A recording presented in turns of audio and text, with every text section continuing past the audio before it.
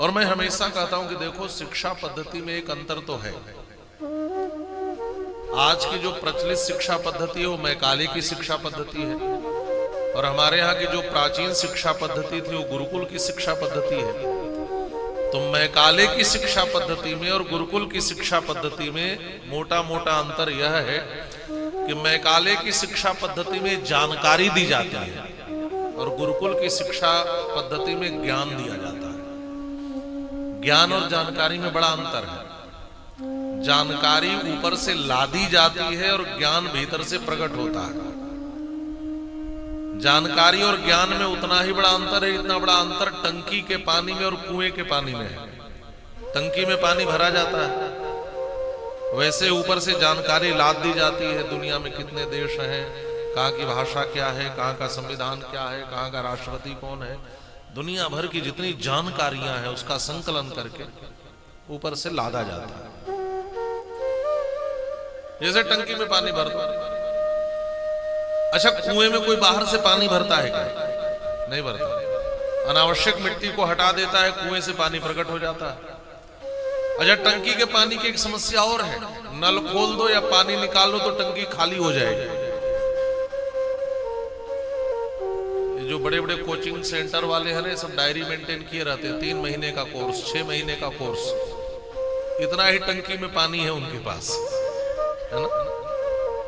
इतने दिन में तैयार करा देंगे, इतने दिन का कोर्स है, ये पानी तुम्हें मिल जाएगा। घटने का भी डर है, लेकिन कुएं से पानी निकालो तो पानी घट सकता है क्या?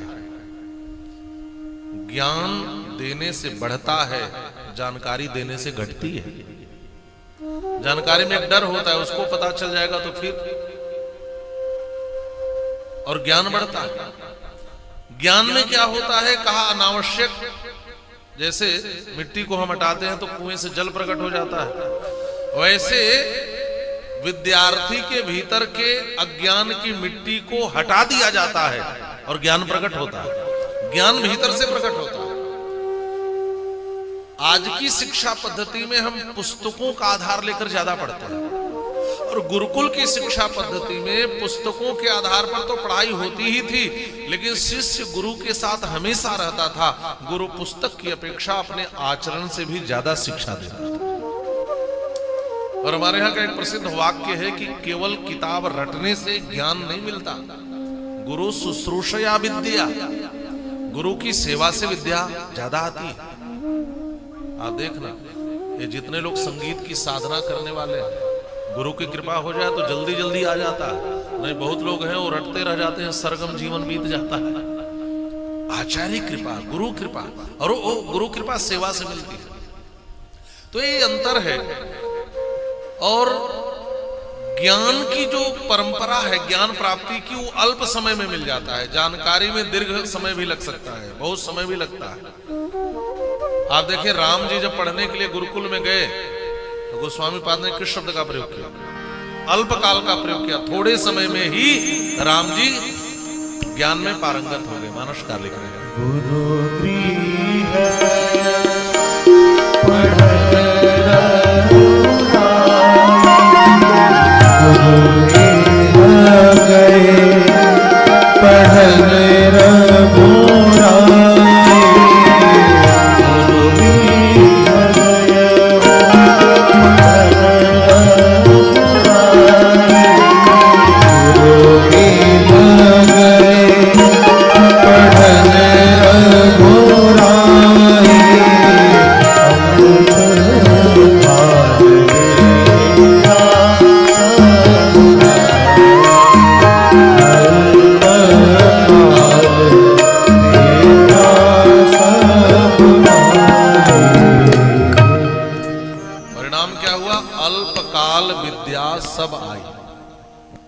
अल्पकाल में ही सभी विद्याओं में पारंगत हो।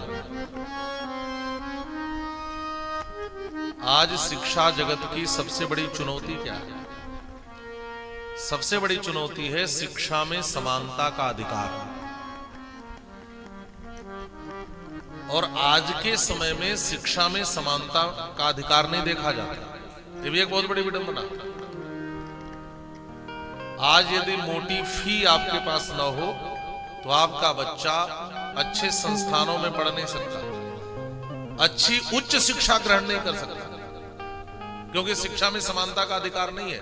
जिसके पास मोटी फी चुकाने की क्षमता नहीं है वो बहुत ऊंची पढ़ाई भी नहीं कर सकता, उच्च शिक्षण संस्थानों में नहीं पढ़ सकता। और गुरुकुल की शिक्षा पद्धति में शिक्षा में समानता में अधिकार था। उदाहरण तो बहुत है, लेकिन एक उदाहरण बहुत प्रसिद्ध है, आप समझ सकते हैं। यदि शिक्षा में समानता का अधिकार नहीं होता तो उज्जैनी में ऋषि सांदीपनी के गुरुकुल में वसुदेव जैसे राजा के पुत्र श्री कृष्ण और एक गरीब ब्राह्मण का बेटा सुदामा एक गुरुकुल में एक साथ नहीं पढ़ सकते थे। इस शिक्षा में समानता का अधिकार है। हाँ, आज पहले फी ले लेते हैं फिर पढ़ाते हैं, पहले ऐसा नहीं था। कोई विद्यार्थी ठीक से विद्या अध्ययन कर लेता था, दीक्षांत होता था, उसके बाद विद्यार्थी की क्षमता देखकर गुरुजी उससे गुरुदक्षिणा मांगते थे। वो देखते थे कि इसमें क्या देने की क्षमता है, और क्षमता ज्यादा है तो ये भी नहीं कि कम मांगते थे। ऋषि सांदीपनी ने तो भगवान कृष्ण से, जानते हैं कि भगवान है, तो अपना मरा हुआ बेटा ही मांग लिया, जिसमें जैसी क्षमता थी वैसा मांग लेते थे।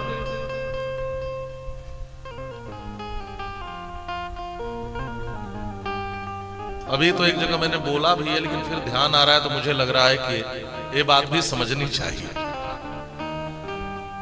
गुरु दक्षिणा को लेकर के कुछ वामपंथी जो विचारक हैं वो एकलव्य के द्वारा गुरु दक्षिणा में गुरु द्रोणाचार्य को जो अंगूठा दिया गया इसकी बड़ी आलोचना होती है। और मैं कहता हूं कि इसको भी ठीक से समझने की बहुत आवश्यकता है। यदि एकलव्य केवल धनुर्धर बना होता, लोग यहां गुरु द्रोणाचार्य की आलोचना करते हैं कि एकलव्य से अंगूठा क्यों मांगा। शिष्य महान किस रूप में और कैसे होगा यह आचार्य और गुरु को छोड़कर कोई जान नहीं सकता।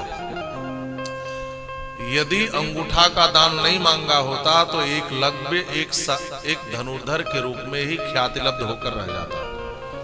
और धनुर्धर केवल एकलव्य ही नहीं होता, बहुत से धनुर्धर उस काल में थे। भगवान परशुराम बहुत बड़े धनुर्धर थे, पितामह भीष्म बहुत बड़े धनुर्धर थे, कर्ण बहुत बड़ा धनुर्धर था, अर्जुन बहुत बड़े धनुर्धर थे।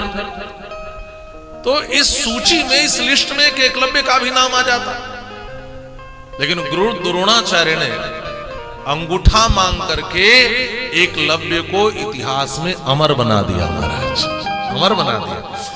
वो श्रेष्ठ धनुर्धर होकर के इस अमरता को, इस श्रेष्ठता को प्राप्त नहीं कर सकता जितना अपने अंगूठा का दान करके अपने आचार्य को एकलव्य ने महानता पाली। तो एक परंपरा थी गुरु दक्षिणा की।